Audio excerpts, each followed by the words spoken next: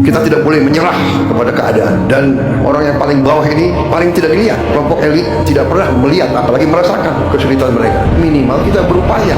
Kalau tidak bisa membantu berapa orang, kita bantu satu orang. Kalau satu orang pun kita tidak bisa bantu, jangan kita bikin sulit orang itu.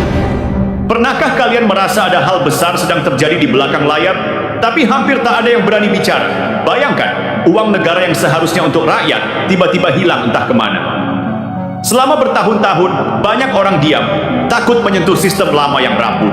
Tapi sekarang ada sosok yang berani berkata, uang negara harus kembali ke rakyat. Siapa dia?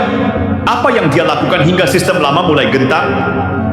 Dan lebih penting, bagaimana langkahnya bisa mengubah ekonomi dan keadilan sosial di negeri ini? Di video ini kita akan membongkar cerita di balik langkah berani itu, menelusuri data, logika, dan konflik yang jarang terlihat publik. Tapi tunggu dulu, apa yang terjadi selanjutnya akan mengejutkan kalian. Jangan kemana-mana, karena semua jawabannya ada di sini. Ketika saya datang ke kementerian untuk menanyakan penyerapan APBN mereka, bukan untuk mengganggu kebijakan masing-masing kementerian, tapi untuk memastikan bahwa uang yang kita alokasikan dipakai semaksimal mungkin dan benar semaksimal mungkin juga untuk ekonomi dan kesejahteraan masyarakat. Jangan kritik belum, baru dimulai itu sudah dikritik. Kita tidak pengen ini bagus, saya pengen lah. Tapi kita tahu betul bahwa membuat ini bukan pekerjaan yang mudah. Jadi kita nggak usah bersembunyi di kata-kata yang sulit, karena ekonomi sendiri juga sulit. Jadi kalau kita harus menjelaskan dengan bahasa yang bisa dimengerti oleh orang. Gara-gara Pak Purbaya, saya jadi paham soal ekonomi. Gara-gara Pak Purbaya, saya jadi suka berita ekonomi. Tapi benar kata Sylvia tadi bahwa pelan-pelan Pur, Indonesia belum siap perubahan. Tapi benar kata Sylvia tadi bahwa rakyat menunggu perubahan yang memang dijanjikan oleh Purbaya. Di media sosial bahkan Purbaya diterjemahkan sebagai perubahan besar Indonesia Raya. Keinginan rakyat untuk kaya bareng ya, dan akhirnya Purbaya menyampaikan itu. Purbaya, uang negara, dan rakyat yang sudah terlalu lama dibodohi. Coba dengar ini baik-baik. Kalau ada orang yang dari dulu setiap omongannya selalu terbukti, apakah masih pantas kita anggap remeh? Nah, sekarang muncul satu nama. Purbaya. Setiap kali dia bicara, bukan cuma retorika, tapi realita. Orang ini bukan tipe yang suka tampil di depan kamera untuk pencitraan. Dia kerja, bukti, selesai. Dan sekarang Purbaya bilang sesuatu yang bikin banyak meja rapat tiba-tiba sunyi. Akan ada penangkapan besar-besaran. Saya tidak peduli siapa di belakangnya. Di belakang saya presiden, kalimat itu sederhana, tapi maknanya dalam. Karena artinya ada yang selama ini main kotor di wilayah paling sensitif, uang negara. Sekarang mari kita buka pelan-pelan.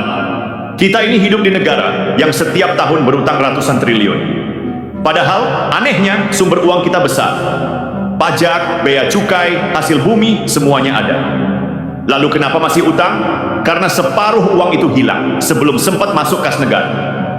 Dicuri, dimainkan, diakali lewat laporan, lewat koordinasi. Istilahnya, uangnya sudah bocor dari keran sebelum sempat keluar airnya. Itu sebabnya Mahfud MD dulu sampai marah. Ingat waktu dia ribut dengan DPR soal uang 349 triliun yang hilang arah? Ia bawa data PPATK, laporan penyelundupan emas, pencucian uang. Tapi yang dia dapat justru interupsi, penolakan, bahkan cibiran. Aneh ya, orang yang mau membongkar malah dianggap mengganggu. Sementara yang diam, yang jelas-jelas tahu kebocoran terjadi, justru dibela. Lucunya lagi, mereka mengatasnamakan menjaga stabilitas. Padahal yang dijaga bukan stabilitas negara, tapi stabilitas kenyamanan pribadi. Sekarang lihat bedanya Purbaya. Dia tidak bicara soal stabilitas sembuh. Dia bicara data, bicara angka, bicara hasil kerja. Orang ini tahu uang negara disimpan di mana, diparkir di mana, bahkan dibungakan oleh siapa.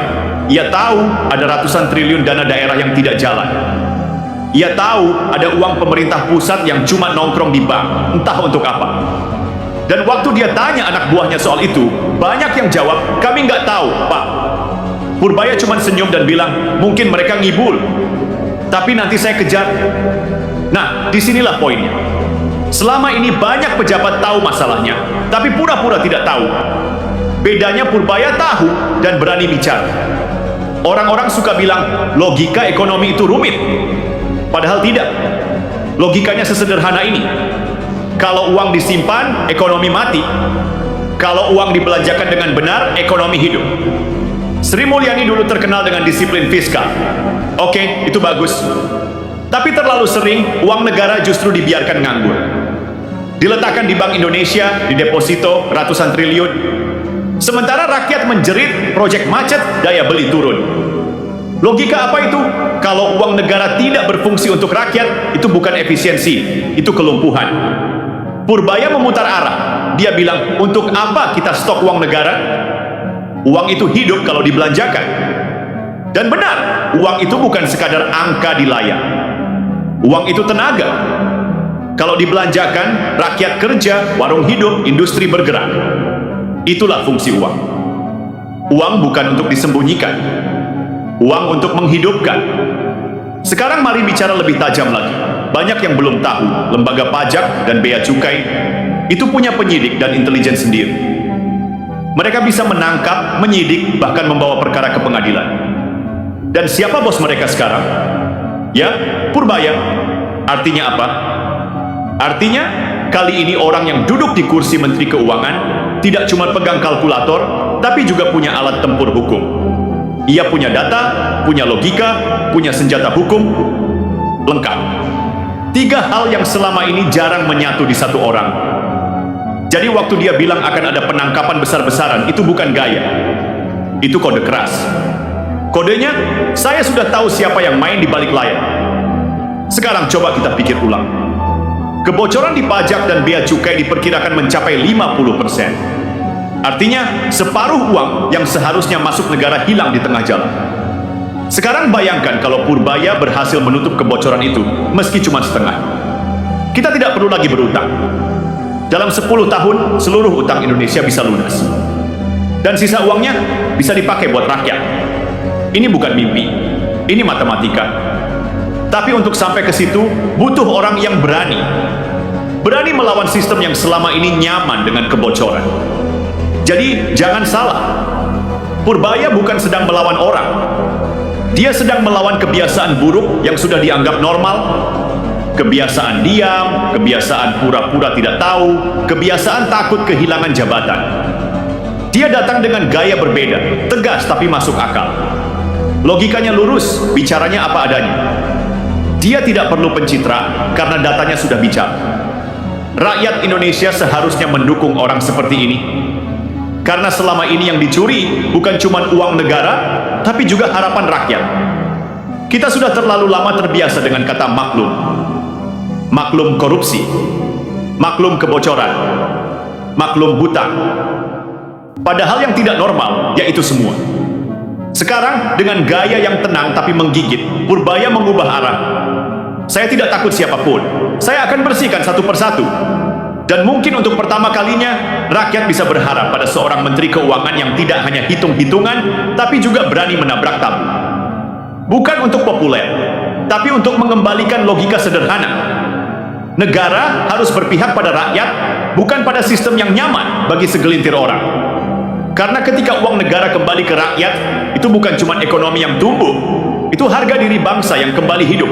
Strategi yang bisa mengubah arah sejarah. Dari negeri yang selalu berutang ke negeri yang tahu nilai uangnya. Kalau bicara soal reformasi keuangan, banyak orang langsung membayangkan tabel rumit, laporan, istilah teknis. Padahal inti dari semua itu cuma satu, kejujuran terhadap angka. Ya, sesederhana itu. Angka tidak pernah berbohong, tapi manusia di sekelilingnya sering memanipulasi maknanya. Selama ini, angka APBN disusun seperti sandiwara besar. Diumumkan megah, diklaim sehat, tapi di baliknya ada jurang dalam. Karena setiap rupiah yang bocor di hulu, berarti satu rakyat miskin yang kehilangan haknya di hilir. Dan disinilah Purbaya berbeda. Ia tidak melihat angka sebagai laporan tahunan, tapi sebagai cermin moral. Setiap anggaran yang tidak sampai ke rakyat, itu bukan sekadar salah prosedur, itu dosa kebijakan. Kita ini sering terjebak dalam drama politik. Siapa dukung siapa, siapa disingkirkan, siapa calon presiden. Tapi jarang ada yang mau bicara tentang inti masalahnya. Kenapa uang sebesar itu bisa hilang tanpa jejak? Jawabannya, karena kebocoran sudah dilegalkan lewat kebiasaan. Orang-orang sudah terbiasa bermain aman. Kalau ada temuan aneh, disimpan saja. Kalau ada laporan mencurigakan, bahas pelan-pelan sambil menunggu lupa. Semuanya dilakukan dengan wajah profesional, seolah normal. Padahal itu bukan profesionalisme, itu kepura-puraan berjubah prosedur. Dan sekarang datang seorang Menteri Keuangan yang bilang, cukup. Uang negara tidak boleh jadi bahan dagangan. Kata cukup itu berat karena artinya ia akan memukul balik sistem yang sudah puluhan tahun hidup dari kebocoran. Mari kita bicara strategi. Purbaya tidak sedang membabi buta. Ia tahu medan, tahu siapa yang main di balik tirai, tahu mana pintu yang bisa dibuka dan mana yang perlu didobrak. Langkah pertama, menggerakkan dana menganggur. Selama ini, uang pemerintah daerah disimpan diam di bank. Jumlahnya ratusan triliun, padahal proyek rakyat mandek. Purbaya bilang, daripada uang itu tidur, lebih baik bangunkan ekonomi. Karena uang itu bukan untuk disimpan, tapi untuk dijalankan. Langkah kedua, membuka laporan yang selama ini dikunci. Semua transaksi mencurigakan, semua anomali pajak, semua arus uang gelap dibuka satu persatu. Dan yang menarik, kali ini tidak bisa ditutup lagi dengan alasan rahasia negara. Karena ia sudah punya dukungan dari atas, langsung dari presiden. Langkah ketiga, menegakkan logika baru dalam birokrasi. Birokrat tidak lagi diukur dari seberapa aman ia bermain, tapi seberapa besar manfaat yang ia ciptakan. Kata Purbaya, kalau takut salah, ya jangan jadi pejabat. Tapi kalau berani benar, saya dukung penuh. Kalimat sederhana, tapi itu tamparan bagi sistem yang lebih takut bikin keputusan daripada kehilangan jabatan. Sekarang mari jujur, selama ini kita menganggap utang negara sebagai hal wajar. Seolah itu harga yang harus dibayar demi pembangunan. Padahal, kalau kebocoran di sektor pajak dan bea cukai bisa ditutup, kita tidak perlu utang sama sekali. Bayangkan, tidak perlu lagi jual surat utang, tidak perlu lagi negosiasi bunga, tidak perlu lagi menunggu investor asing datang seperti penyelamat. Negara yang bisa menegakkan keuangan bersih tidak perlu tunduk. Karena kedaulatan itu tidak diukur dari jumlah senjata, tapi dari kemampuan mengatur uang sendiri tanpa dijarah dari dalam. Ada satu hal menarik dari gaya Purbaya. Dia tidak menuduh, tapi menantang logika. Dia tidak bilang si A salah, si B korup. Dia cuma tanya, kalau uangnya hilang, siapa yang tanggung jawab?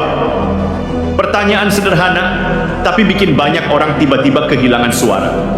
Dan itulah kekuatan logika. Ia tidak perlu marah, cukup konsisten, dan akhirnya membuat yang salah terpojok oleh pikirannya sendiri.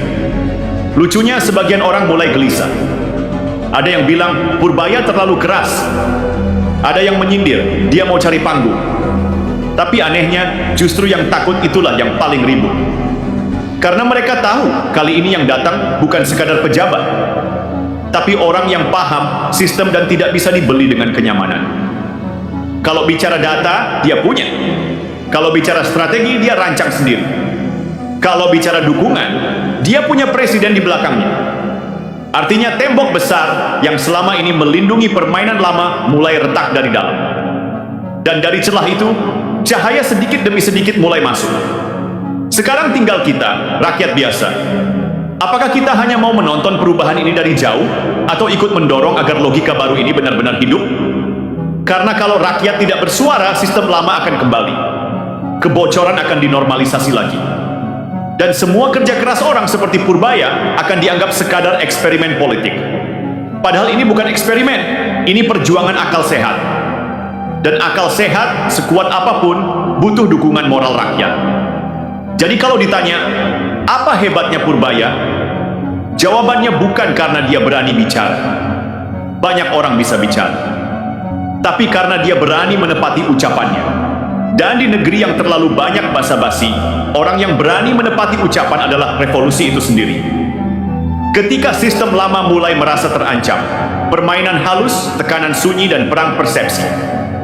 Setiap kali ada orang yang mau bersihin sesuatu, yang pertama muncul bukan tepuk tangan. Yang muncul justru perlawanan diam-diam. Bukan lewat debat terbuka, tapi lewat bisikan, framing, dan permainan opini.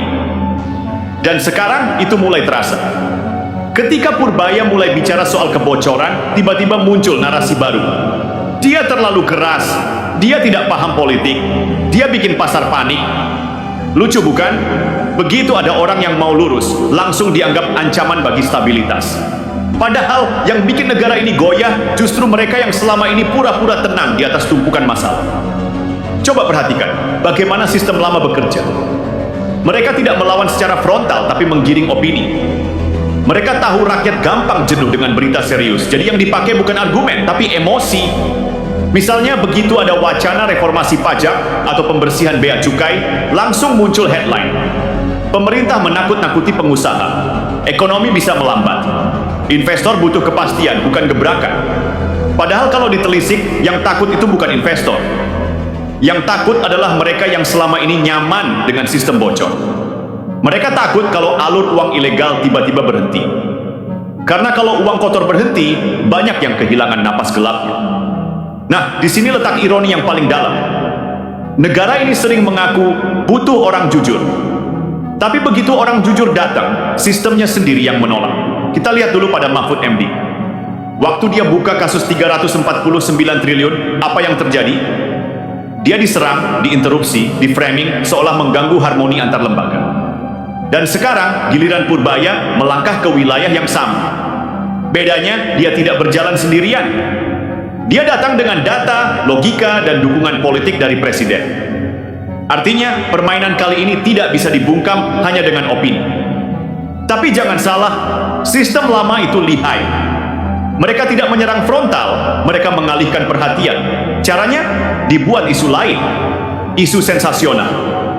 Isu yang bisa mengalihkan fokus publik dari inti masalah. Kebocoran uang negara.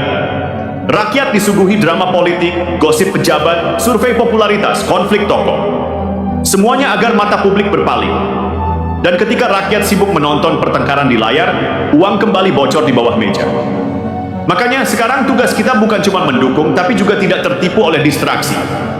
Karena di era ini, korupsi tidak selalu disembunyikan di balik amplop, tapi di balik narasi. Kalau ditanya kenapa Purbaya bisa bikin mereka gelisah, jawabannya sederhana, dia memotong rantai. Biasanya uang publik itu lewat banyak tangan sebelum sampai ke rakyat, dan setiap tangan mengambil sedikit jatah. Itu sebabnya proyek 10 triliun sering berakhir jadi proyek 5 triliun di lapangan. Nah, Purbaya datang dengan cara baru. Aliran uang dibuat langsung dan transparan. Anggaran dilacak digital, transaksi diawasi sistem. Tidak ada ruang untuk titipan, tidak ada jeda untuk potongan tradisi. Di titik itu, sistem lama mulai merasa kehilangan oksigen. Karena selama ini, oksigen mereka adalah kerumitan yang disengaja. Mereka hidup dari tumpukan prosedur yang dibuat berlapis-lapis agar tidak ada yang tahu kemana uang pergi. Dan disinilah rakyat harus cerdas. Kita tidak boleh lagi puas dengan drama politik permukaan. Kita harus lihat siapa yang benar-benar memperjuangkan logika negara bersih dan siapa yang cuma sibuk main panggung.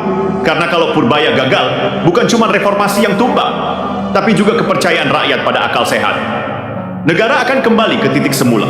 Setiap orang bicara tentang moral, tapi diam saat uang menguap. Lucunya lagi, di tengah semua ini, banyak yang masih menilai langkah Purbaya dari kacamata politik. Dia mau naik panggung, dia sedang siapkan posisi. Padahal yang dia kerjakan justru sebaliknya, membersihkan panggung itu sendiri. Karena kalau panggungnya busuk, siapapun yang naik akan ikut bau. Purbaya sedang berusaha memastikan satu hal sederhana. Negara ini tidak boleh terus-menerus jadi sandera oleh sistem yang takut berubah. Dan di sini kita harus jujur. Kalau rakyat tidak ikut memihak pada logika bersih, maka sistem lama akan kembali dengan wajah baru, nama baru, jargon baru. Rakyat sering lupa bahwa korupsi tidak selalu datang dari orang jahat. Kadang datang dari orang pintar yang memilih diam. Itulah kenapa langkah Purbaya penting. Karena ia sedang melawan diam kolektif itu. Diam yang membuat bangsa ini kehilangan daya marah terhadap kebusukan. Mungkin nanti akan ada yang mencoba menjatuhkan dia lewat opini, lewat kasus remeh, lewat tekanan lembut yang tidak kasat mata.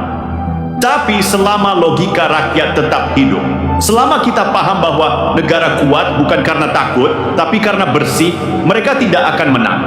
Karena akhirnya, kekuasaan tidak bisa melawan satu hal. Kebenaran yang terus diulang. Dan Purbaya dengan gaya tenangnya sedang mengulang satu kalimat penting. Uang negara harus kembali ke rakyat. Ulang lagi. Uang negara harus kembali ke rakyat. Kalimat sederhana itu, kalau terus dipegang, bisa jadi pondasi arah baru. Bangsa ini, budaya takut versus budaya tanggung jawab. Arah baru dari Purbaya dan rakyat yang melek logika. Kalau kita mau jujur, masalah bangsa ini bukan cuma soal korupsi atau uang bocor. Masalah utamanya adalah budaya takut. Takut bicara, takut menegur atasan, takut dianggap melawan sistem, takut kehilangan jabatan, proyek, dan kenyamanan semua. Dan budaya takut ini sudah terlalu lama jadi bagian dari birokrasi kita. Semua orang tahu ada yang salah, tapi pura-pura tidak melihat. Semua orang tahu sistemnya bolong, tapi memilih untuk menambal dengan alasan. Nah, Purbaya datang dan bilang, cukup. Dia tidak cuma mau benahi laporan keuangan. Dia mau ubah mentalitas keuangan negara. Karena selama uang rakyat dianggap uang bersama yang bisa diatur, selama itu pula kita tidak akan pernah punya kemandirian ekonomi. Kita lihat contohnya. Waktu dia bilang akan ada penangkapan besar-besaran, banyak yang terkejut. Ada yang senyum sinis, ada yang gemetar. Tapi rakyat kecil justru menatapnya dengan harapan baru. Kenapa? Karena akhirnya ada pejabat yang berani bicara tanpa menyembunyikan ketegasan di balik diplomasi. Dia tidak main kode. Dia tidak bicara dengan kalimat aman. Dia bicara apa adanya, dengan konsekuensi yang dia tahu sendiri bakal banyak musuh. Dan disinilah keberanian diuji. Keberanian bukan soal teriak paling keras, tapi soal tetap jalan ketika semua orang menyuruh berhenti. Sekarang mari kita bicara tentang efek domino yang dia harapkan. Begitu bea cukai dan pajak dibersihkan, begitu uang negara benar-benar mengalir ke tempatnya, akan ada ripple effect besar di sektor real. Harga jadi lebih jujur, industri lokal mulai bernapas. Pekerja punya ruang tumbuh tanpa harus disisihkan oleh permainan impor ilegal. Sederhana bukan? Kalau barang selundupan berhenti, produk dalam negeri naik kelas. Kalau pajak bocor ditutup, APBN kita tidak perlu ditambal utang. Kalau APBN sehat, rakyat tidak harus bayar harga mahal lewat inflasi dan pajak baru. Semua itu logika dasar, tapi entah kenapa selama ini seperti sengaja dibuat rumit. Dan di sini pentingnya rakyat sadar. Jangan biarkan logika yang sederhana ini dikacaukan oleh opini yang penuh jargon. Karena seringkali orang yang paling pandai bicara soal ekonomi makro justru yang paling lihai menyembunyikan fakta mikro. Padahal ekonomi sejati tidak diukur dari grafik, tapi dari napas rakyat kecil. Berapa harga beras hari ini? Berapa biaya sekolah anak? Berapa sisa tabungan di akhir bulan? Kalau itu belum membaik, artinya kita belum benar-benar merdeka secara ekonomi. Dan kalau bicara tentang arah baru, ya, arah itu tidak datang dari langit. Dia datang dari keberanian orang-orang yang mau menanggung risiko. Purbaya sedang melangkah di garis tipis itu. Dia tahu setiap langkahnya akan disentuh intrik, akan dihalangi kepentingan. Tapi selama rakyat masih paham bahwa dia berjuang di jalur yang benar, dia tidak akan sendiri. Karena perubahan besar tidak pernah dimenangkan oleh satu orang, tapi oleh gelombang kesadaran yang meluas. Kesadaran bahwa uang negara bukan milik penguasa, tapi titipan rakyat. Dan titipan itu harus dijaga, bukan dijadikan alat barter politik. Sekarang bayangkan, kalau semua pejabat berpikir seperti itu. Kalau mereka sadar jabatan bukan hak istimewa, tapi amanah yang bisa ditarik kapan saja. Kalau mereka melihat rakyat bukan sebagai beban, tapi sebagai alasan bekerja. Negara ini tidak akan sibuk menambal utang. Negara ini akan sibuk menumbuhkan kepercayaan. Dan dari kepercayaan itu datang kekuatan ekonomi yang sejati. Bukan kekuatan yang dibangun dari proyek besar, tapi dari sistem yang bersih dan logika yang waras. Maka di akhir semua ini, kita kembali pada satu pertanyaan sederhana. Apakah kita siap berubah bersama? Karena kalau Purbaya sedang membersihkan sistem di atas, tapi rakyat di bawah masih menganggap korupsi itu lumrah, semua ini akan sia-sia. Perubahan sejati tidak lahir dari satu tokoh, tapi dari cara berpikir satu bangsa. Bangsa yang berani menolak ketakutan, berani berpihak pada logika bersih, dan berani percaya bahwa uang negara bukan untuk segelintir orang, tapi untuk masa depan seluruh rakyat Indonesia. Dan ketika hari itu tiba, ketika logika menggantikan intrik, ketika kejujuran menggantikan kompromi, dan ketika suara rakyat kembali jadi suara tertinggi, maka sejarah akan mencatat perubahan besar tidak datang dari ledakan, tapi dari keberanian seorang pejabat bernama Purbaya yang memulai dengan satu kalimat sederhana. Uang negara harus kembali ke rakyat. Itulah titik balik.